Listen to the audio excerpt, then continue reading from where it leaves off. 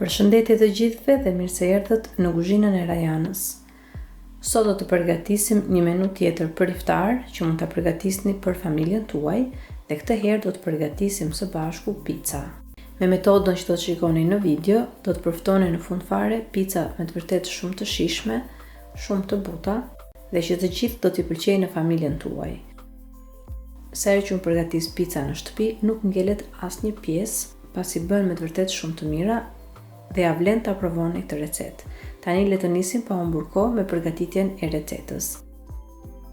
Në fillim për përgatitjen e picave, do të formojmë brumin. Për brumin, në një tas unë kam shtuar një lugë gjelle me maja të freskët, e cila aktivizohet shumë shpejt. Kam shtuar aty edhe një gotë me ujë të vakët. Kam shtuar gjithashtu një lugë gjelle me sheqer. Përbërësit i trazoni mirë derisa majaja të tretet dhe në këtë moment tek tasi do të shtojmë edhe mielin. Kam përdorur rreth 3 gota me miell, kam përdorur të njëjtën gotë që kam shtuar edhe ujin. Gota në këtë rast me rreth 250 ml. Pasi shtojmë mielin, do të shtojmë edhe kripën dhe më pas të gjithë përbërësit i trazoni mirë derisa të formojmë një brum të butë, por që është i ngjitshëm në përduar.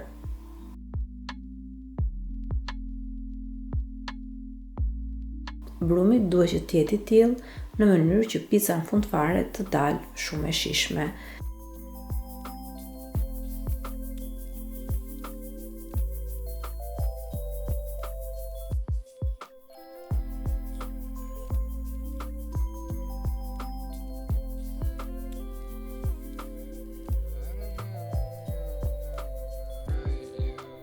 Dhe kur keni arritur në fazën që brumin e keni formuar, tani tek tasi do të shtojmë një filxhan kafeje me vaj.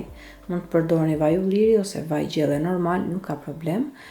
Dhe tani thjesht do të bëjmë punimin e brumit derisa të përthithë të gjithë vajin që ne kemi përdorur për këtë recetë. Përdorimi i vajit në këtë recetë është një sekret që e bën brumin e picave në fund shumë të butë dhe shumë të shijshëm, që brumi i picës në fund mos dali si buk, por të dalë tamam si brumi i picave nëpër restorante.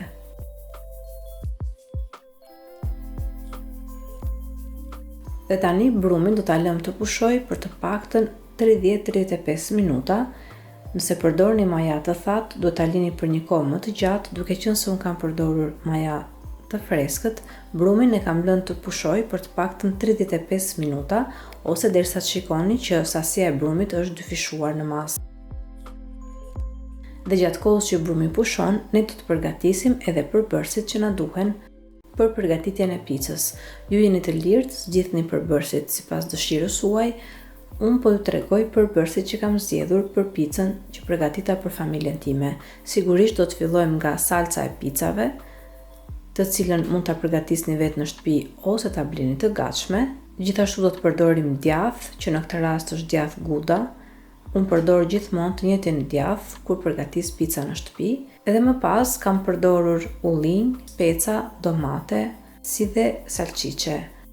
Dhe kur përbërësit i keni gati dhe brumi ka ardhur dhe është dyfishuar në masë, tani do të fillojmë me përgatitjen e picës.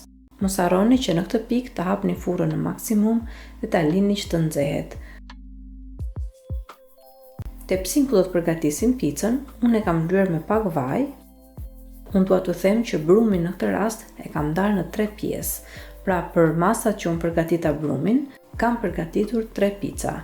Në këtë rast po ju tregoj vetëm përgatitjen e një pice që unë bëra për familjen time. Dhe më pas në tepsi kam vendosur brumin. Duke lyer duart me pak vaj, do të fillojmë hapjen e brumit, siç e shikoni dhe në video. Pra në këtë rast nuk do të kemi nevojë që brumin ta hapim me tërhollës ose duke përdorur miell, por do të përdorim vetëm pak vaj, pra duke lyer duart dhe duke e hapur brumin. Brumi është aq i butë, pasi brumi hapet shumë lehtë. Brumin do mundohemi ta hapim sipas madhësisë së tepsisë, sepse nëse do ta përdorni të gjithë brumin për përgatitjen e një pice, në rastin tim tepsia nuk është shumë e madhe dhe pica do të dalë shumë e trash. Me rëndësi është që brumi i picës kur e hapni në tepsi të mos jetë i trash, pasi gjatë kohës që piqet fryet edhe më tepër dhe pjesa poshtë e picës del si bukë trash. Pjesa e poshtme, pra pjesa e brumit, jetë me një trashësi të hollë dhe do të vini re që gjatë kohës që ajo do të piqet në furr, do të marrë trashësinë perfekte dhe pasi brumin e keni hapur në tepsi, tani sipër do të vendosim përbërësit që ne kemi bërë gati më parë. Do të fillojmë në fillim me salcën që ne kemi përgatitur më parë, pas do të shtojmë djathin dhe përbërësit e tjerë sipas radhës. Unë sasinë e djathit zakonisht preferoj që ta shtoj me 2 pjesë, pra një pjesë ja shtoj tani dhe një pjesë ja shtoj në fund fare, por këtë proces do t'ua tregoj pak më vonë.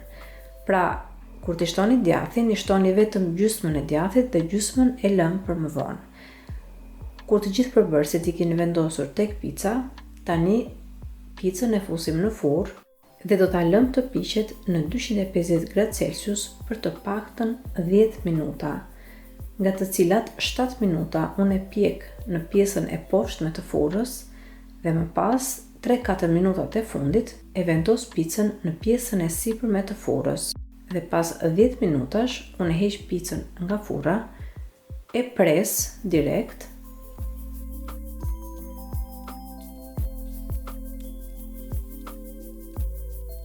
dhe më pas i shtoj pjesën tjetër të djathit që kam ruajtur që në fillim.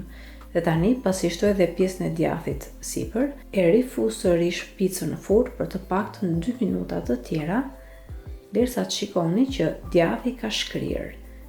Dhe në këtë moment, picën e keni gati, e hiqim nga furra dhe tani mund ta servirni për familjen tuaj. Më besoni që në këtë mënyrë pica del me të vërtet shumë e mirë, ka një shije fantastike, prandaj ua sugjeroj që ta provoni edhe ju për familjen tuaj, pasi do të ngeleni me të vërtet kënaqur. Shpresoj shumë që kjo recetë ju ketë pëlqyer dhe nëse po, mos hezitoni të jepni asaj një like, si të ta shpërndani me miqtë e familjarët tuaj në rrjetet sociale.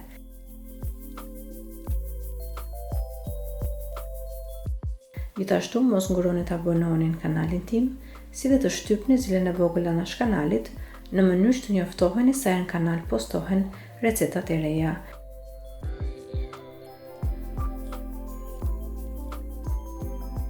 Ju falenderoj të gjithëve që më ndoqët edhe në videon e sotshme, bashkë do dëgjohemi sërish në videon e radhës. Deri atëherë, Zoti ju bekatoft të gjithëve.